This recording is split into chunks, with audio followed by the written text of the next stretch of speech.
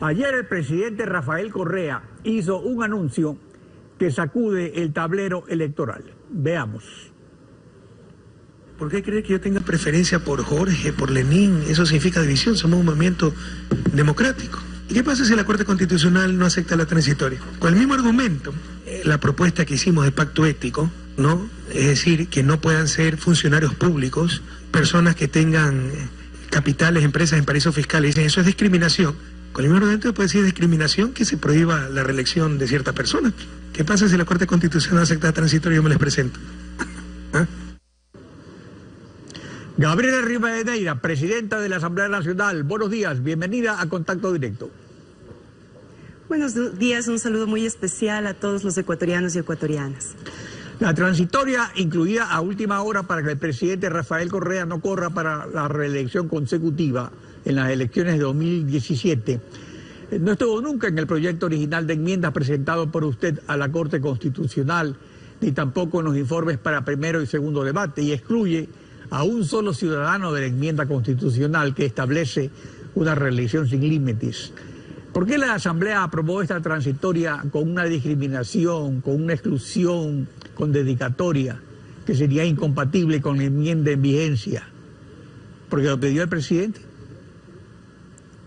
No, muchas gracias. Yo creo que el año 2015 fue un año en el que la Asamblea Nacional se volcó a todas las calles, a los auditorios, a hablar con los ciudadanos y ciudadanas en todos los territorios y en todas las provincias de nuestro país, justamente sobre el proyecto de la enmienda constitucional que fue aprobada por la Asamblea Nacional en diciembre del año 2015. Y ahí tuvimos que tomar tal vez una de las decisiones más duras y dolorosas como bloque de asambleístas de Alianza País, que fue la incorporación de una transitoria que impide que en el febrero del 2017, que en el próximo periodo electoral, justamente el candidato Rafael Correa pueda presentarse a la elección, así como también los asambleístas que llevan más de 2 periodos en el Parlamento ecuatoriano. De tal manera que hemos sido muy coherentes con ese sentir, basados en la ética política. Las decisiones que nosotros lo aprobamos en la Asamblea Nacional no tienen dedicatoria de una persona, ni siquiera de un colectivo o agrupación política. Tienen la visión de seguir aportando a la democracia profunda de nuestro país, y eso fue lo que hicimos con la enmienda constitucional. Claro, ustedes consultaron en efecto durante un año, pero en el proyecto que se estaba consultando no estaba la transitoria. Claro, en el transcurso, y eso es gracias al debate que se lleva. Recordemos que la enmienda fue aprobada con varios de los cambios en varios de sus artículos, producto justamente de este diálogo ciudadano y de la incorporación y del accionar de varios colectivos, movimientos, organizaciones sociales, y en especial también de la absoluta coherencia y conciencia política que hemos tenido en el bloque de asambleístas de Alianza País. ¿Y qué ha cambiado entonces ahora? Y se encuentra en proceso, además, la adecuación de la propia normativa de la enmienda. Estamos promoviendo al interior de la Asamblea Nacional una serie de reformas a leyes secundarias después de haber aprobado la enmienda constitucional.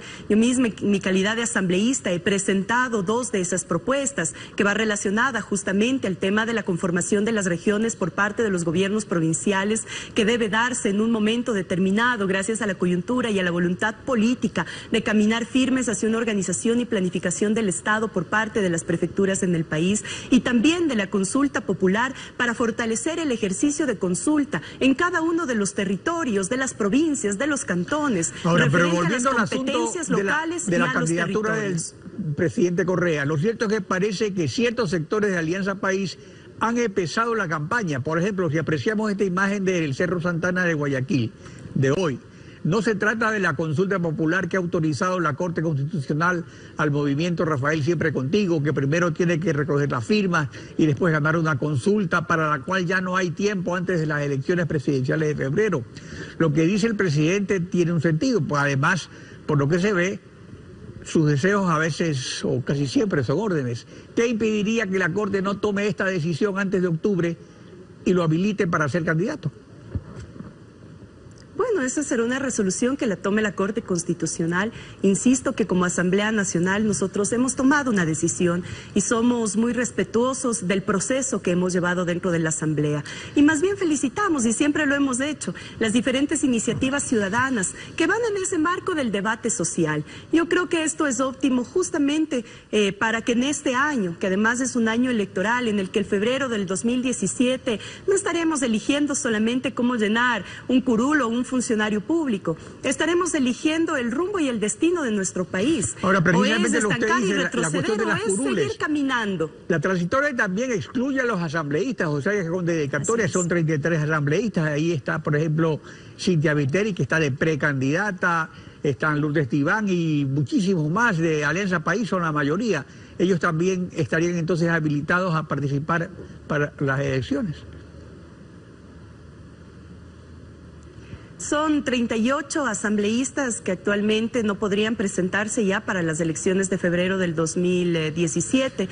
32 de ellos son de nuestra bancada del Movimiento Alianza País, pero mucho más allá de lo que ahora se esté debatiendo sobre nombres, sobre rostros, para nosotros las prioridades son las que hemos enmarcado dentro de nuestra agenda legislativa y principalmente después del terremoto del 16 de abril. Todas las funciones del Estado, como debe ser, nos hemos volcado también a sumar todos nuestros esfuerzos a la reconstrucción de las provincias afectadas por el terremoto y a la reactivación económica de todo nuestro país. Es por eso que nos hemos concentrado también en la elaboración de nuestro plan de trabajo, de nuestro plan de gobierno, para presentarlo a la ciudadanía como nuestra principal carta de presentación. Y los nombres y los rostros que aparezcan en las próximas papeletas electorales serán justamente los que garanticen que ese plan de gobierno puede ejecutarse en pro de garantizar y de ampliar derechos ciudadanos. Por lo tanto, las prioridades para esta Asamblea Nacional y para quienes conformamos la Asamblea Nacional están encaminadas en el cumplimiento de nuestras funciones y lo haremos hasta que termine nuestro periodo el 14 de mayo del 2017. Esa transitoria se incluyó a pedido del presidente, es decir, que él por voluntad propia, considerando la crisis económica, el mal momento político del año pasado, pidió a los asambleístas que lo excluyan de las elecciones. Pero en los actuales momentos que la oposición ha bajado la guardia justamente desde que él anunció que no iba a participar para la reelección, y el Alianza País dicta cada 2 meses una ley de urgencia económica aumentando impuestos sin que se ejerza el derecho a la resistencia de parte de la oposición, ¿es solo la voluntad del presidente suficiente para derogar la transitoria? ¿No temen reacciones populares por dejarla sin efecto o que el voto sea finalmente contrario?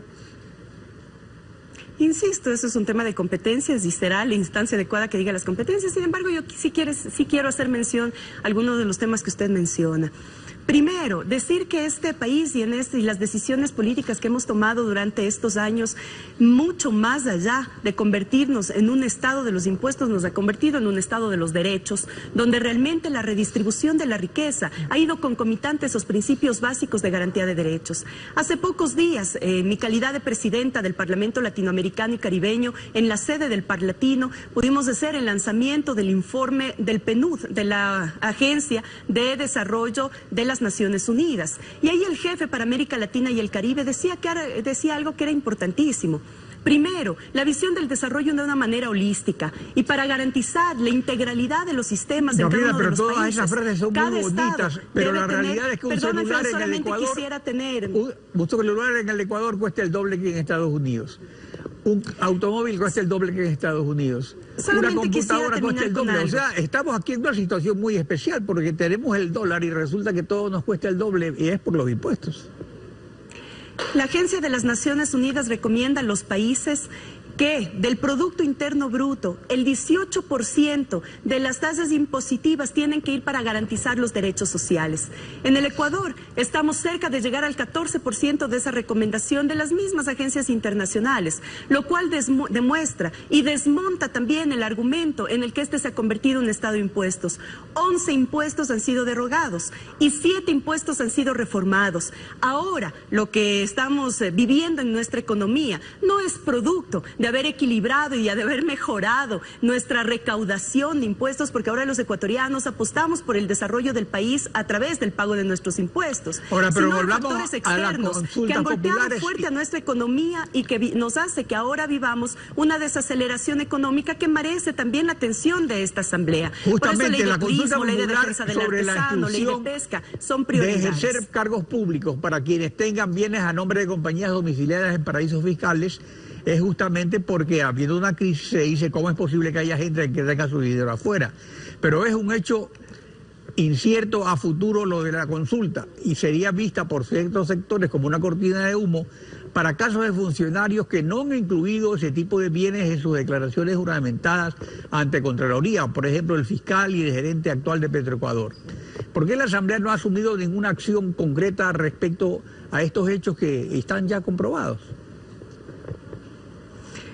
Desde el 24 de mayo, en mi intervención en la sesión especial del informe a la Nación del Presidente de la República, yo he dicho en ese 24 de mayo, y lo he dicho de manera reiterada, frente a la opinión pública, gracias a esa transparencia que nos permite también tener un accionar político dentro de la ética política en nuestro país, hemos sido absolutamente claros en decir que el país no necesita y no requiere personas, ni funcionarios, ni precandidatos que crean en los paraísos fiscales como una fuente de inversión frente a la inversión que necesita el país para seguirse desarrollando. Y con el fiscal, y en ese marco hemos sido muy claros, y yo lo he dicho y insisto reiteradamente, que todo funcionario que esté inmerso mínimamente en cualquier paraíso fiscal, fideicomiso, empresas offshore, debe dar un paso al costado, porque primero está la ética.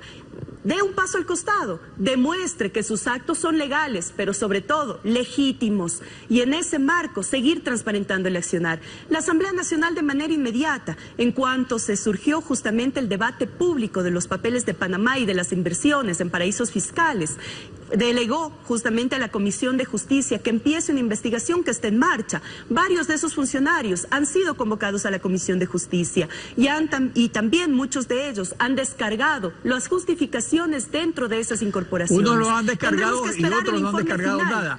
Ahora, así es, y esa es la transparencia también que tenemos que exigir. En Alianza País se le ha asignado un rol político importante a las mujeres. Lo más destacado no está solo en el gabinete, sino en la cúpula directiva de la Asamblea. En el paquete de enmiendas se bajó la edad para ser elegido presidente o vicepresidente de la República. Pero para los binomios solo se habla de hombres. ¿No se ha considerado su candidatura para vicepresidente de la República? No, yo insisto, en este momento el movimiento al que me pertenezco tiene otras prioridades. Estamos concentrados en lo que tenemos que hacer en este momento frente a una coyuntura compleja, tanto a nivel económico como político, no nacional, sino regional y mundial. Y en ese marco, en su momento determinado, el movimiento sabrá presentar los mejores cuadros de hombres y mujeres que nos puedan representar frente a las próximas elecciones, que seguro garantizarán, insisto, la ampliación y garantía de derechos, que es una de nuestras finalidades más prioritarias y que requieren de toda nuestra concentración, de nuestra madurez política. Los procesos electorales, y el pueblo nos ha demostrado, merecen toda la atención, respeto, innovación también, creatividad. Somos una nueva generación política, pero sobre todo una absoluta madurez política para saber que quienes nos representen serán las personas que puedan garantizar una unidad y una convocatoria amplia y mayoritaria del pueblo ecuatoriano. Gabriela Rivadeneira, presidenta de la Asamblea Nacional, gracias por acompañarnos en Contacto Directo.